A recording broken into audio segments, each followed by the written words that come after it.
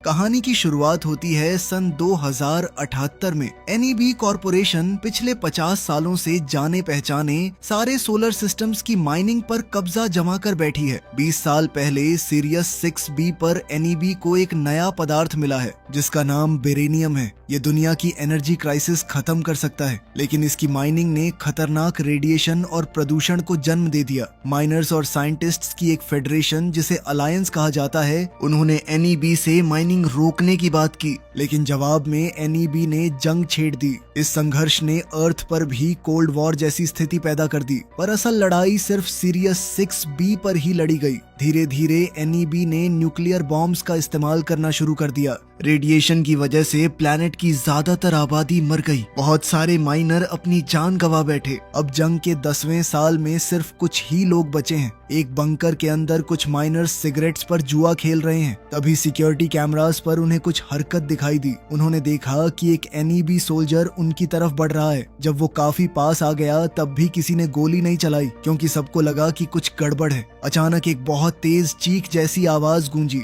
जमीन के नीचे कुछ बहुत तेजी से हिलता हुआ दिखाई दिया। सोल्जर ने तुरंत अपनी बंदूक से उस पर फायरिंग की, लेकिन एक के बाद एक कई और जीव रेत के नीचे से निकल आए। इन अजीबोगरीब जीवों को स्क्रीमर्स कहते हैं। उनकी चीखने वाली आवाज इतनी तेज है कि सोल्जर के कान तक दर्द करने लगे। वो लगातार गोलियां चलाता रहा, लेकिन स्क्रीमर्स रुकने का नाम नहीं ले रहे हैं। धीरे धीरे उन्होंने उसे चारों तरफ से घेर लिया। तब सोल्जर ने अपनी जेब से एक सिलेंडर निकाला। जैसे ही उसने सिलेंडर दिखाया, एक स्क्रीमर रेत से उछलकर निकला और उसका हाथ काट दिया। फिर दूसरे ने उसकी टांग अलग कर दी। आखिर में स्क्रीमर्स ने मिलकर उसे मार डाला। बंकर के अंदर ये देखकर कुछ लोग रो पड़े और कुछ उल्टी करने लगे। इसी दौरान चक वहां पहुंचा। उसने कहा कि अगर स्क्रीमर्स ना होते तो अलायंस ये जंग कब की हार चुका होता। लेकिन उसे एक बात समझ नहीं आ रही है, एक एनईबी सोल्जर अकेला बंकर के पास क्यों आया? एक माइनर ने अंदाजा लगाया कि शायद वो चाहता है कि लोग उस सिलेंडर को देखें। चक ने सिलेंडर लाने का फैसला किया। उसने अपनी कलाई पर पहना हुआ ब्रेसलेट चालू किया जो स्क्रीमर्स को दूर रखता है, और बंकर से बाहर निकल गया। जब तक वो पहुंचा, सोल्जर की कटी हुई टांग रेत के नीचे घसीटी जा चुकी है। कुछ ही पलों में पूरी लाश भी रेत के नीचे गायब हो गई।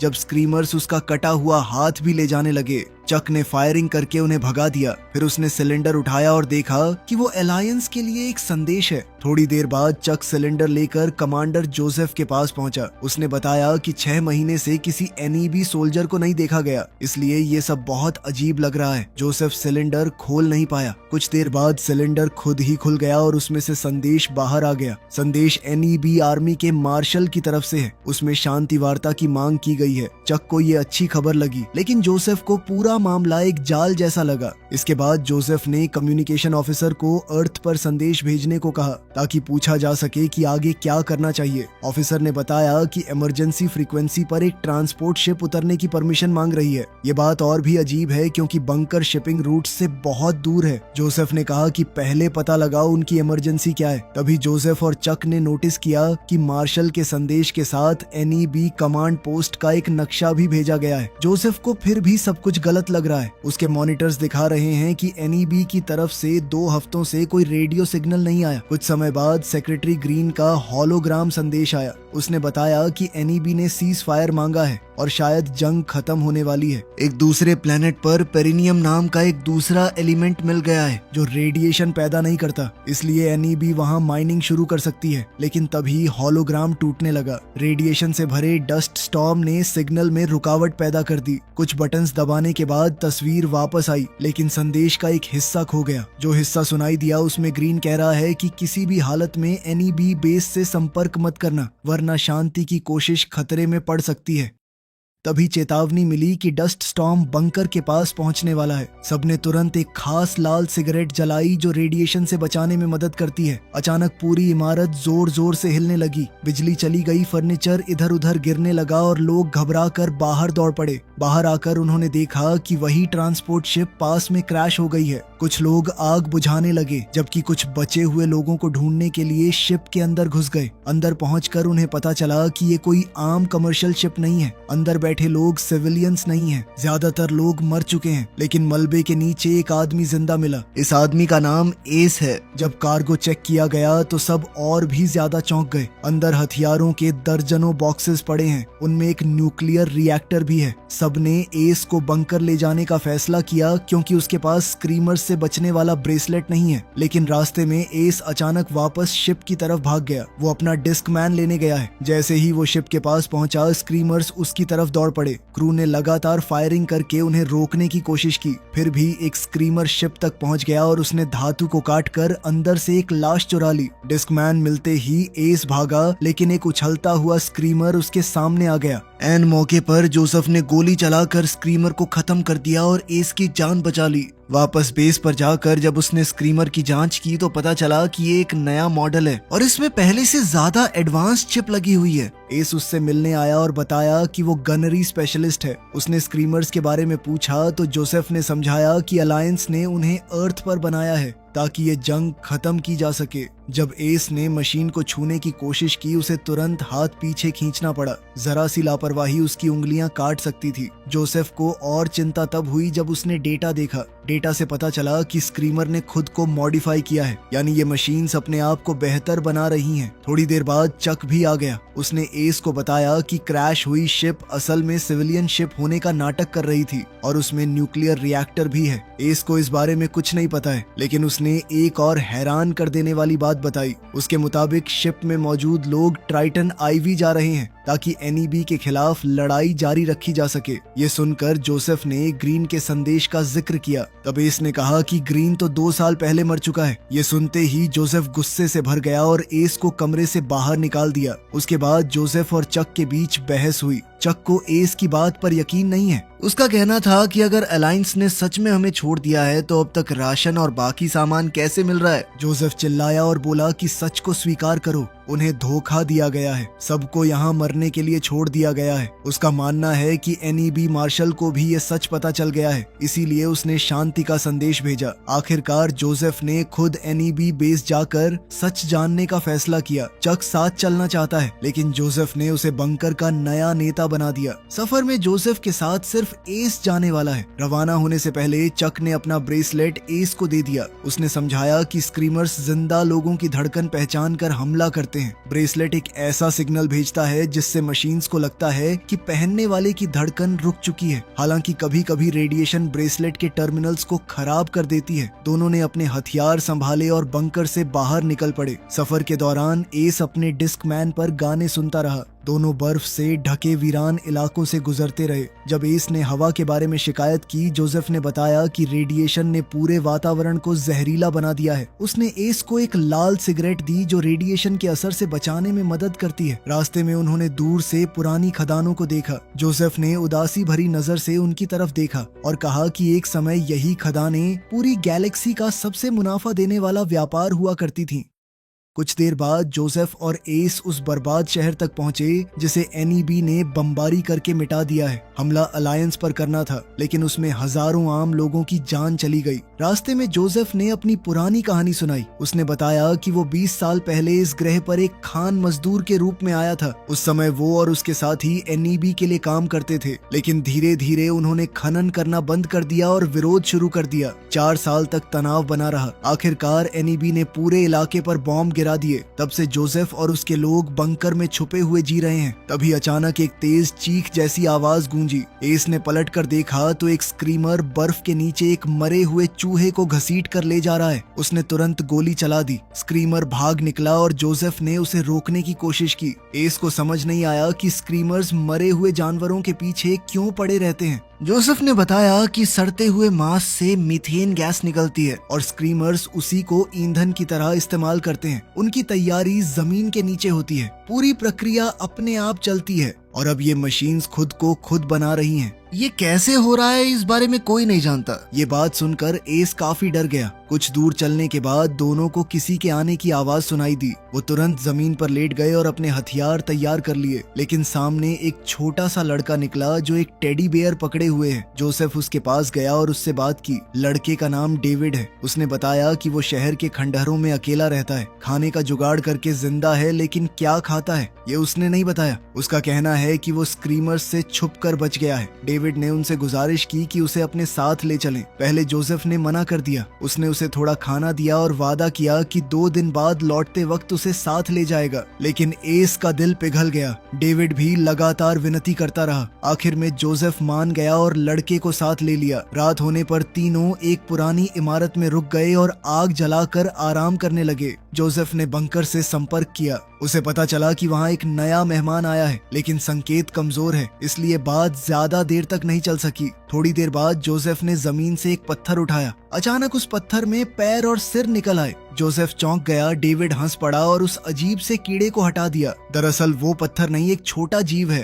बाद में एस ने थोड़ा आराम करने का फैसला किया। उसने स्क्रीमर्स से बचने वाला ब्रेसलेट उतार दिया और अपने म्यूजिक डिवाइस को हाईटेक चश्मों के साथ जोड़ दिया। कुछ ही देर में एक स्क्रीमर कमरे के अंदर घुस आया। एस को तो कुछ भी सुनाई नहीं दिया। वो तो समय रहते जोसेफ ने उसे बचा लिया। फिर उसने तुरंत गोली चलाकर स्क्रीमर को खत्म कर दिया। जोसेफ को हैरानी हुई कि एस ने उसकी आवाज क्यों नहीं सुनी। जब उसने चश्मे चेक किए तो पता चला कि एस भैया तो छुप के लुच्ची फिल्में देख रहे हैं। ये देखकर जोसेफ बहुत गुस्सा हुआ। उसने चश्मे तोड़ दिए और एस को डांटते हुए तुरंत ब्रेसलेट वापस पहनने को कहा। जब जोसेफ ने मरे हुए स्क्रीमर की जांच की तो उसने देखा कि उसका आकार किसी जानवर जैसा है और उसके अंदर एक नई तरह की चिप लगी हुई है। इससे साफ है कि स्क्रीमर्स लगातार बदल रहे हैं और भी खतरनाक बनते जा रहे हैं।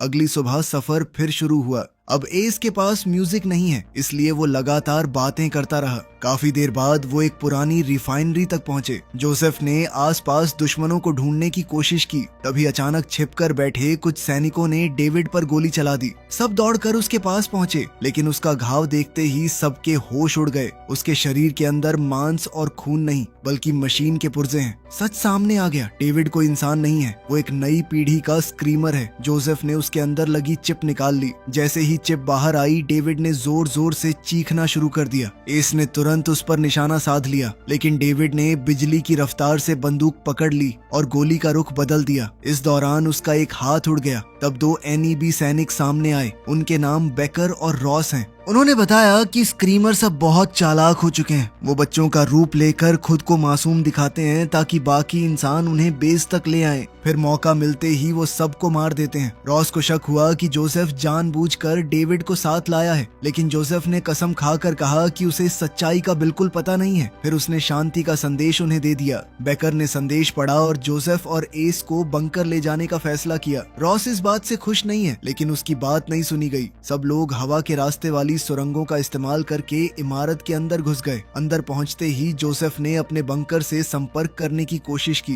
वो उन्हें बताना चाहता है कि स्क्रीमर्स अब बच्चों का रूप लेकर लोगों को धोखा दे रहे हैं, लेकिन संकेत में इतनी रुकावट है कि उसका संदेश पहुंच ही नहीं सका। जब सब लोग थोड़ा शांत होकर बैठे तब बात फिर डेविड पर आ गई। धीरे धीरे बहस इतनी बढ़ गई कि दोनों ने एक दूसरे पर बंदूक तान दी। तभी जेसिका बीच में आई और कहा कि वैसे ही कम इंसान बचे हैं और मार दो एक दूसरे को। इसके बाद जोसेफ ने जेसिका से अकेले में बात की। जेसिका ने बताया कि स्क्रीमर्स की फौज बहुत बढ़ चुकी है। उन्होंने ज्यादातर सैनिकों को मार दिया है। यहाँ पर अब कोई हाई लेवल कमांडर शायद बचा भी नहीं है। अगर कोई होगा भी तो वो शायद कमांड बंकर में छुपा हुआ है। उसने जोसेफ से वादा किया कि मैं तुम्हें वहाँ तक पहुँचा सकती हूँ, लेकिन इसके बदले में तुम्हें मुझे सुरक्षित धरती तक पहुँचाना होगा। इस पर जोसेफ ने हताश होकर कहा कि पृथ्वी ने तो शायद हमें भुला दिया है। वो उसे पृथ्वी तक ले जाने का वादा तो नहीं कर सकता, लेकिन अपने बंकर तक जरूर ले जाएगा। जेसिका ने ये बात मान ली। बाद में जोसेफ की मुलाकात एस से हुई। एस आसपास की जगह देख रहा है और उसने कई खतरनाक हथियार ढूंढ निकाले जिनमें प्लूटोनियम भी है, लेकिन जोसेफ ने उसे याद दिलाया कि अलायंस कभी न्यूक्लियर हथियारों का इस्तेमाल नहीं करती।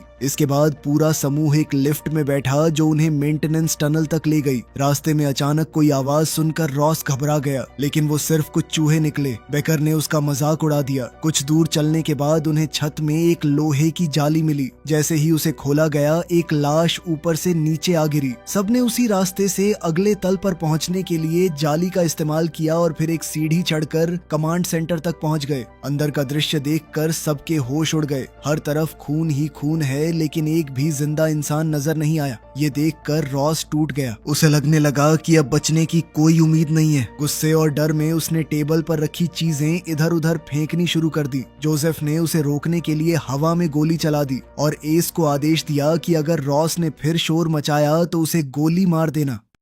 फिर जोसेफ ने कंप्यूटर का इस्तेमाल करके अर्थ से संपर्क करने की कोशिश की, लेकिन बार बार गलती का संदेश आता रहा। उसी वक्त एक स्क्रीमर कमरे में घुस आया। सब लोग सर्वर के पीछे छिप गए। सबकी हैरानी के बीच वो स्क्रीमर कंप्यूटर पर चढ़ा और अपनी पूंछ जैसी तार मशीन से जोड़ दी। ऐसा लग रहा है जैसे वो कंप्यूटर से जानकारी निकाल रहा हो। कुछ देर बाद वो वहां से चला गया। जैसे ही सब बाहर निकले, स्क्रीमर ने रॉस को महसूस कर लिया, पर तभी एस ने उसके सामने खड़े होकर उसके शरीर को ढक लिया ताकि उसके ब्रेसलेट की वजह से वो दोनों बच जाएं। इस वजह से स्क्रीमर उन्हें पहचान नहीं सका और फिर से लौट गया। लेकिन जैसे ही एस एक कदम पीछे हटा, स्क्रीमर ने तुरंत हमला कर दिया। सबने मिलकर उस पर गोलियां चला दी और उसे खत्म कर दिया। मगर इस गोलीबारी में कंप्यूटर भी टूट गया। बत्तियां बुझ गईं और अंधेरे में डेविड की आवाज गूंजी, मैं भी तुम्हारे साथ आ सकता हूँ। जोसेफ ने एस को सबको लेकर बाहर निकलने को कहा, जबकि वो खुद कंप्यूटर के पास रुक गया। काफी कोशिश के बाद उसने कंप्यूटर दोबारा चालू कर लिया और स्क्रीमर की चिप को स्कैन किया। इससे उसे स्क्रीमर के गुप्त रिकॉर्ड मिल गए। अंधेरे में दो डेविड घूम रहे हैं और जोसेफ उनकी बातें सुन सकता है। साथ ही वो अलग अलग स्क्रीमर मॉडल की जानकारी देख रहा है। तभी एक डेविड उसके काफी करीब आ गया। अचानक उसका मासूम चेहरा बदलकर एक डरावने राक्षस जैसा हो गया। जोसेफ ने बिना देर किए गोली चला दी और वहां से भाग निकला। उधर लिफ्ट के पास एस जोसेफ का इंतजार करना चाहता है, लेकिन रॉस ने मना कर दिया। टनल में भागते वक्त जोसेफ बार बार गिर रहा है। हर तरफ डेविड की आवाज गूंज रही है और लग रहा है कि वो उसके और करीब आता जा रहा है। एक पल के लिए जोसेफ तब और घबरा गया जब एक चूहा उसके कंधे पर चढ़ गया और किसी की परछाई उसके पीछे नजर आई, लेकिन वो एस है। दोनों जान बचाकर दौड़ते रहे। उनके पीछे स्क्रीमर की चीख जैसी आवाजें गूंज रही हैं। दरवाजा बंद करने के बाद वो लिफ्ट की तरफ भागे। बाकी लोग पहले ही जा चुके हैं और लिफ्ट बहुत धीरे धीरे नीचे आ रही है। इसी बीच स्क्रीमर दरवाजे को जोर जोर से हिलाने लगे। आखिरी पल पर लिफ्ट पहुंच गई और उसके अंदर जेसिका मौजूद है।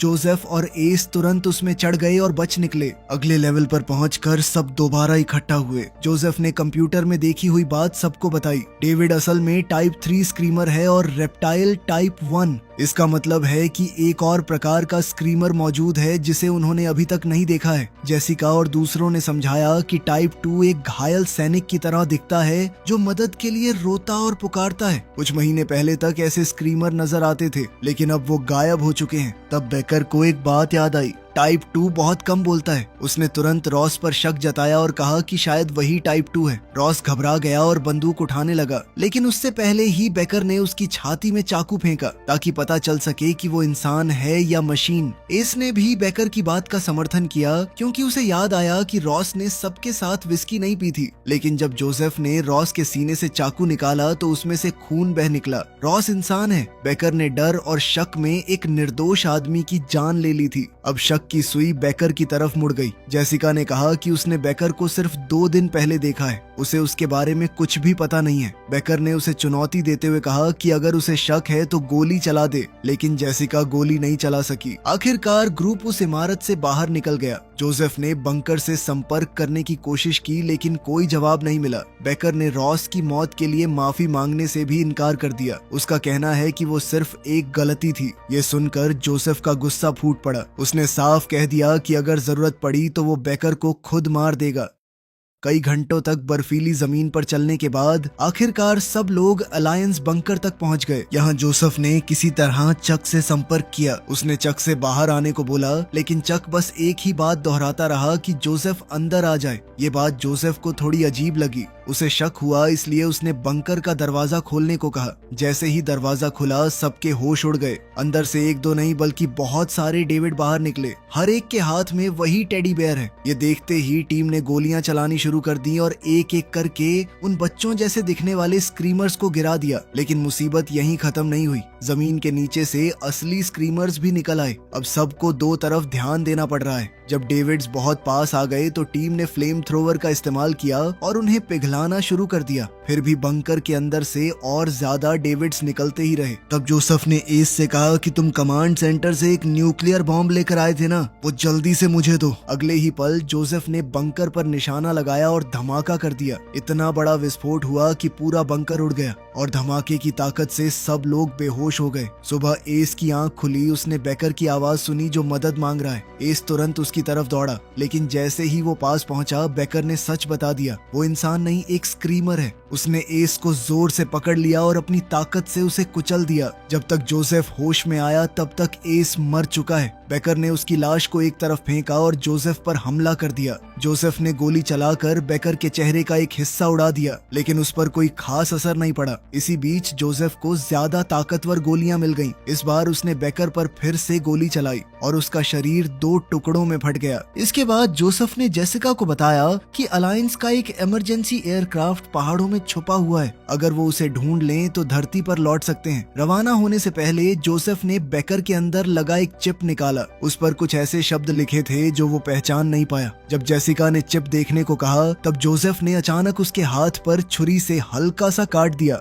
जख्म से खून निकला। ये देखकर जोसेफ को यकीन हो गया कि जेसिका इंसान है। उसने तुरंत उसका हाथ बांधा और माफी मांगी। उसने कहा कि उसे पक्का करना जरूरी है कि वो स्क्रीमर नहीं है। फिर दोनों एक दूसरे के करीब आए और एक दूसरे को किस किया। अब दोनों ने मिलकर स्पेसक्राफ्ट की तलाश शुरू की। ठंड बहुत खतरनाक है। एक वक्त ऐसा भी आया जब जेसिका ने हार मान लेने की बात कही, लेकिन जोसेफ ने उसे हिम्मत दी। उसने कहा कि अब उसके पास जेसिका के सिवा कोई नहीं बचा और वो उसे घर ले जाने का वादा कर चुका है। काफी देर बाद जोसेफ को बर्फ के नीचे एक कंट्रोल पैनल मिला। उसने बटन दबाया और पहाड़ के अंदर छुपा एक बड़ा दरवाजा खुल गया। दरवाजे के पीछे एक गुप्त भंडार है जहां इमरजेंसी स्पेसक्राफ्ट रखा हुआ है। जेसिका नीचे जाने वाले लिफ्ट से व्हीकल पिट की तरफ चली गई, जबकि जोसेफ ने सिस्टम चालू करने की कोशिश की, लेकिन कोई बटन काम नहीं कर रहा है। इसलिए वो सीढ़ियां चढ़कर ऊपर गया और पावर बॉक्स खोलकर तार ठीक करने लगा। जैसे ही उसने तार जोड़े एक काउंटडाउन शुरू हो गया।